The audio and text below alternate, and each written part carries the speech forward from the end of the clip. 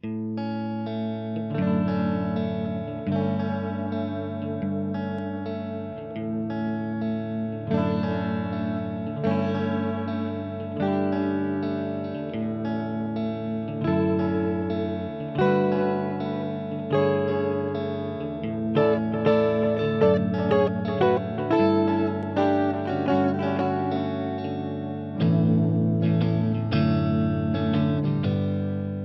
afirmaciones que resultan difíciles de comprender para ciertas personas que tienden a creer que en materia de integración lo único visible son los rendimientos que la economía nos puede traer. En contraposición a esta forma de pensar, creemos que la integración es la totalidad de actividades humanas, no de las cosas que se comercian en una región. Hay una parte de la integración, es cierto, que se puede contabilizar en los anuarios estadísticos de las exportaciones, pero la integración no puede ser exclusivamente medida por el número de personas o el número de bienes que cruzan una frontera. La integración es más que el número de edificios que se distribuyen más o menos igualitariamente en cada país, es más que el número de acuerdos que se firman, es más que el número de reuniones en las que se decide con traje, corbata o tacones.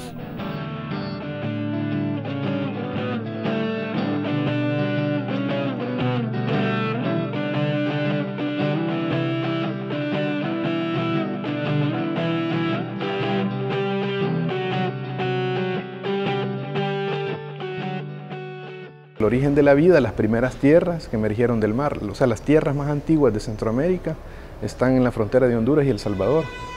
Entonces, posteriormente, con la evolución del tiempo y la cuestión geológica, tenemos este pequeño istmo, 5 parcelas muy cercanas con sus diferencias y dimensiones diferentes.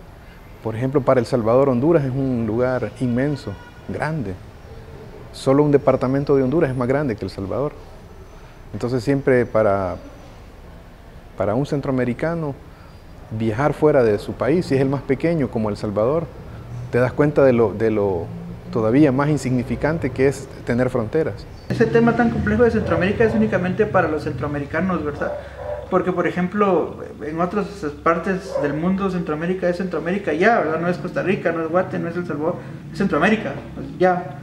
Vamos y venimos, nos movemos constantemente, somos de un lado, somos de otro y al mismo tiempo encontramos esas pertenencias. Son caminos tan cortos los que nos separan que es solo una separación mental, creo yo, la que existe. Centroamérica es una región que se mueve y se ha movido históricamente, ¿no? Y de hecho, la forma en cómo se han conformado sus sociedades ha sido a partir de procesos de una alta movilidad poblacional, que la tenemos históricamente, ¿verdad? Y que se han ido, digamos, consolidando a lo largo del tiempo.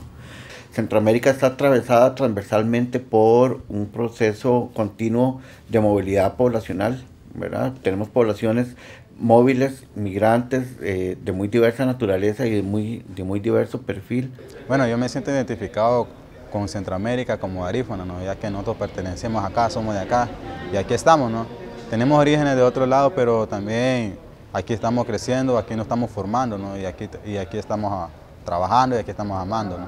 Centroamérica, Honduras. Honduras es nuestra, como nosotros pertenecemos a Honduras. Yo creo que hace falta también un corredor más expedito en donde los centroamericanos pudiéramos conocernos.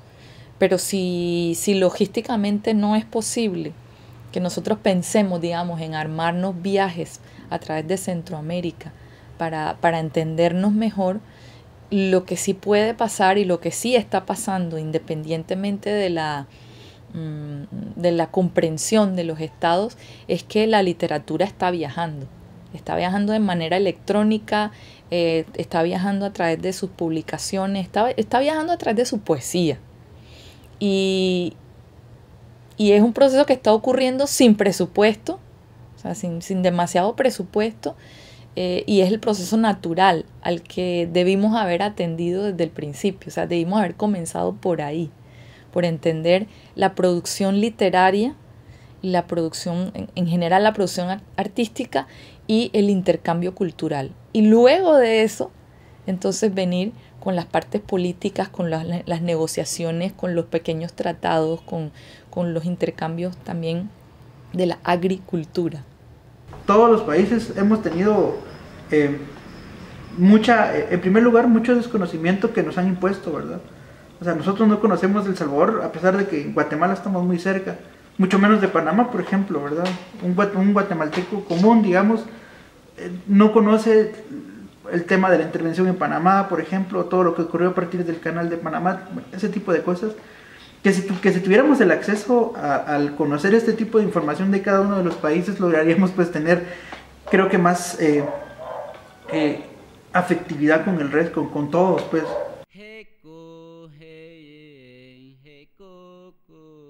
Y no se trata de pensar la identidad centroamericana como si estuviera estática, digamos, en un museo, como si yo agarrara una vasija de la identidad centroamericana y la voy y la pongo en un pedestal y ahí me le quedo mirando, ¿verdad?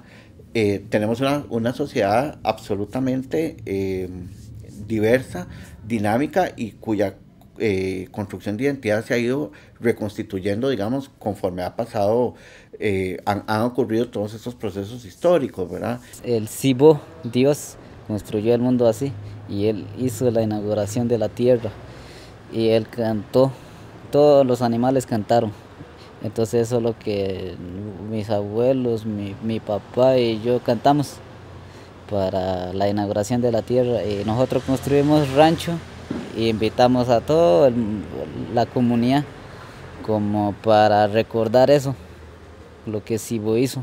Porque no pudieron ganar, le dieron la batalla con los caribes arahuacos ahí y con los caribes rojos ahí en esa isla de San Vicente, y de no haber permitido que ni los franceses y los alemanes entraran, y después de haberse trasladado y de haber negociado su salida, irse a ocupar esas tierras del Atlántico y después llegar a ocupar las tierras de Guatemala y subir hasta Punta Gorda, toda esa historia es una historia que no se reconoce, no se habla de eso. O sea, hasta ahora se habla, después de los acuerdos de paz, que se le dio mucha validez. Y ser del Caribe significa no solo recoger y ser parte de ese mito de origen, digamos que lo heredas cuando te lo cuentan los padres, ¿no?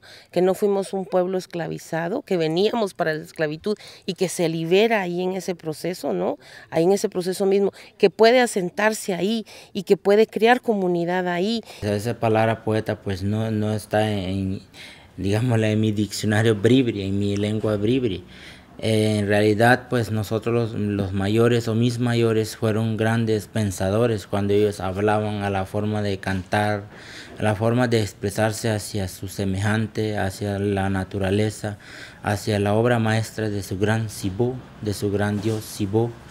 Entonces, ellos vivieron esas cosas y pues todos fueron pensadores y todos se inspiraban en esas cosas. Entonces pues creo que ellos fueron los mejores. Porque sí me queda claro que soy garífuno y negro y afrodescendiente y todo eso, y me queda claro desde el orgullo de serlo, ¿no? Sin embargo, la producción de estos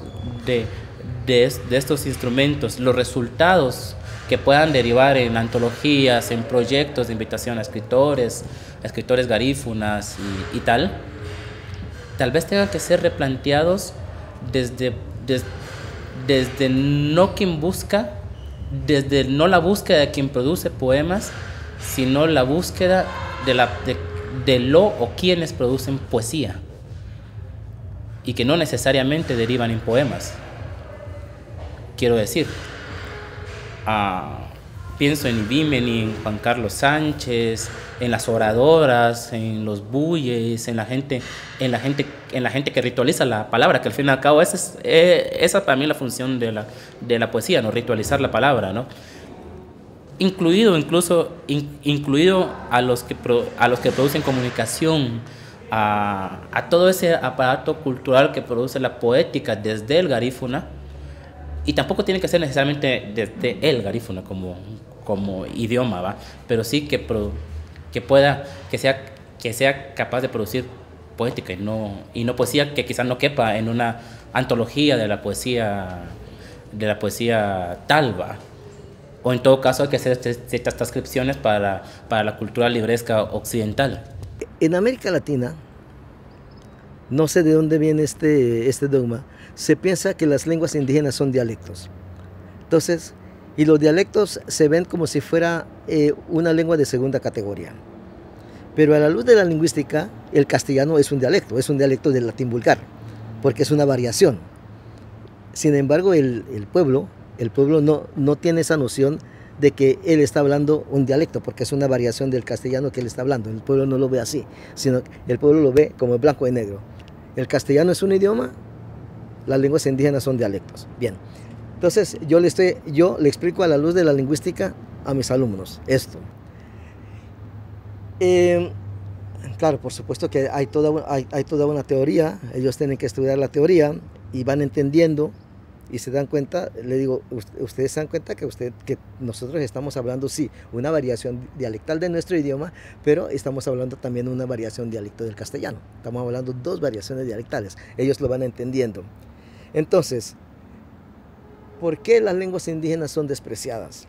¿No? Bueno, las lenguas indígenas son despreciadas porque desgraciadamente hay una incultura lingüística.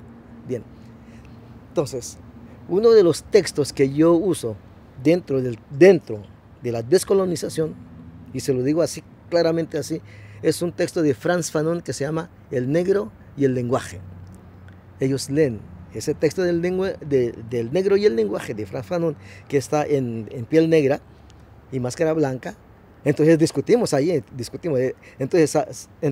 discutimos las nociones teóricas de lo que es el dialecto, de lo que es el idioma, de lo que es el habla, la categoría del castellano y la categoría de nuestra lengua materna, y terminamos discutiendo sobre la descolonización, el pensamiento decolonial.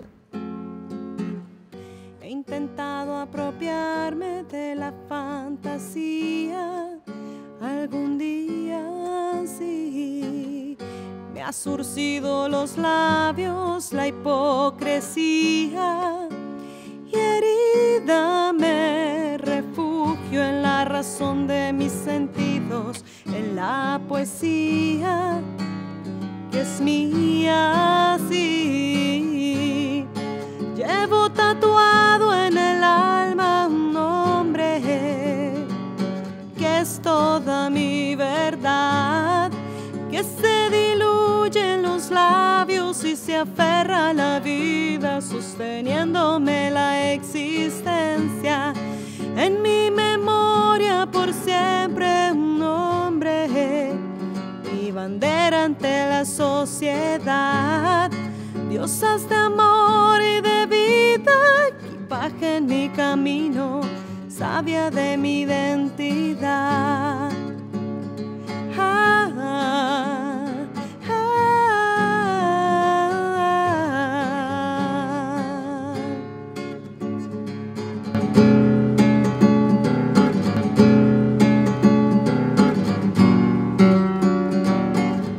Yo sostengo la esperanza y sostengo que este es un tiempo para la poesía, que no lo podemos perder de vista, que todo el mundo te dice ya nadie lee poesía, que ya nadie le interesa la poesía. Y volvemos a aquella frase tan manoseada que decía que la poesía no sirve para nada, pero es indispensable. Yo creo en un sentido que la poesía nos conecta, que nos hace seres humanos, porque tiene todo el sentido de la vida, y encontrás el sentido de la vida sin explicación, sino que te toca otra parte del cuerpo de la vida, y esa es la parte, la dimensión que nosotros estábamos como dejando olvidada. Y cuando te dicen, mire, lo que usted dijo me hizo sentir como que si yo lo hubiera querido decir, o algo que yo viví, esa conexión que yo no te puedo explicar, pero que la poesía despierta, nos hace colectivamente, digamos, un grupo de humanos y humanas que se interrelacionan y se enredan. La poesía conecta de una manera que tal vez no entendemos, que no podemos explicar, pero que nos hace grupo humano, nos hace especie.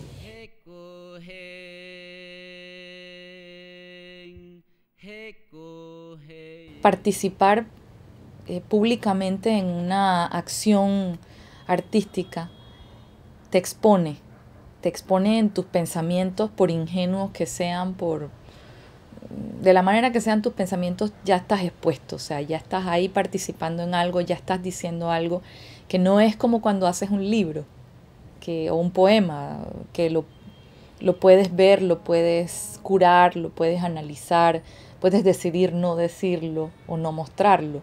Cuando participas en una acción artística, en el momento ya te estás exponiendo, ya estás diciendo por dónde vas, y el rechazo puede ser instantáneo.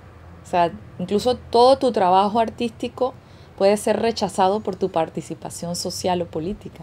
Camus en un momento dado dijo: entre la justicia y mi madre, yo escojo a mi madre. Entonces, y para mí, en este sentido, mi madre es mi patria primera, vamos a decirlo así, mi raza. Si yo veo que alguien está golpeando a mi raza, yo tengo que salir a defender a mi raza. Entonces, es decir, que sigo siendo, que yo estoy convencido, ¿no?, de que desgraciadamente detrás de todo esto hay un mundo de injusticias en donde uno tiene que dar la cara. Cada quien tiene la libertad de interpretar tu texto y tiene la libertad de ver cosas que vos no planteaste. Pero también me ayuda, digamos, a entender que la historia de América Latina es la misma. Hay una constante de violencia en América Latina histórica, y que vivimos nuestras construcciones como sociedades están construidas o están, digamos, sustentadas bajo la sobrevivencia de la violencia, sobre la violencia. Y venir a leer aquí o en cualquier otra parte, digamos que siempre te genera primeramente un choque de eso, de estás afuera y estás hablando de cosas que están pasando en tu país y te acordás que en algún momento vas a regresar y te acordás que vas a regresar a ese infierno y que no querés de alguna manera regresar a esas condiciones, pero que también en los países de América Latina es la constante. Entonces te ayuda, digamos, a ubicarte en el escenario, te ayuda a saber dónde estás en el mapa y te ayuda a entender de que este tipo de trabajos tienen, digamos, cabida afuera, como adentro, afuera. Y te ayuda, digamos, a ese diálogo, a construir ese diálogo, esa membrana que debe ser reconstruida en América Latina lo más pronto posible. Y si desde la poesía lo haces, perfecto. Se siente esa hermandad, esa unión que une a los pueblos, a otros pueblos como Guatemala, de otros, de compartir la misma esencia, las mismas tristezas, las mismas alegrías de cada pueblo.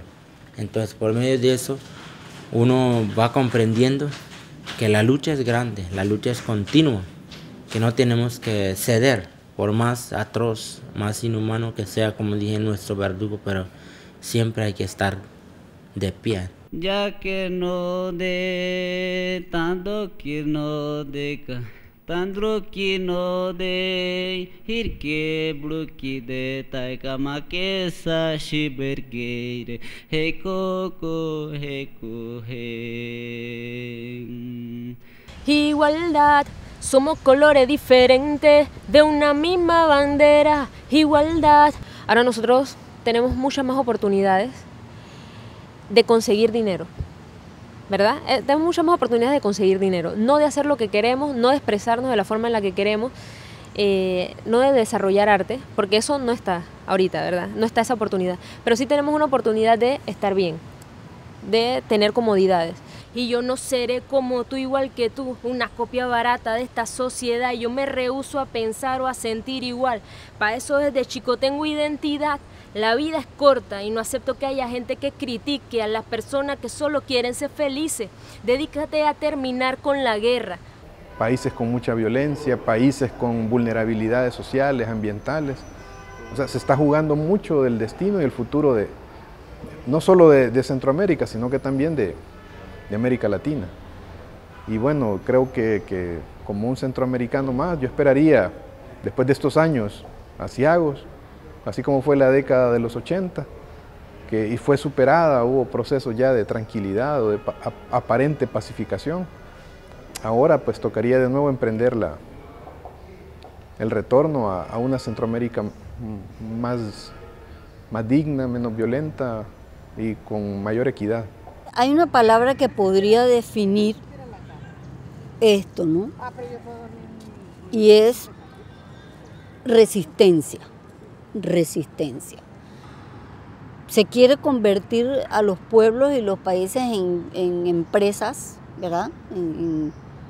Y a los seres humanos en tarjetavientes, en consumidores. Hablar sobre la necesidad de que somos diferentes, claro que somos diferentes, y celebrar esas diferencias y realmente crear relaciones interétnicas que nos permitan avanzar, encontrarnos posibilidades de que todos tenemos derecho a desarrollarnos como sujetos. La poesía es una puerta.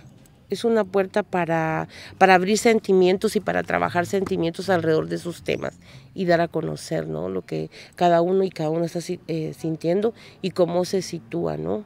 Todos los manifiestos, todas las reuniones entre presidentes, entre ministros, ninguna de esas acciones se completa si no entra la cultura, si no entra además lo artístico, acompañando esos procesos de conocimiento entre la gente de los países.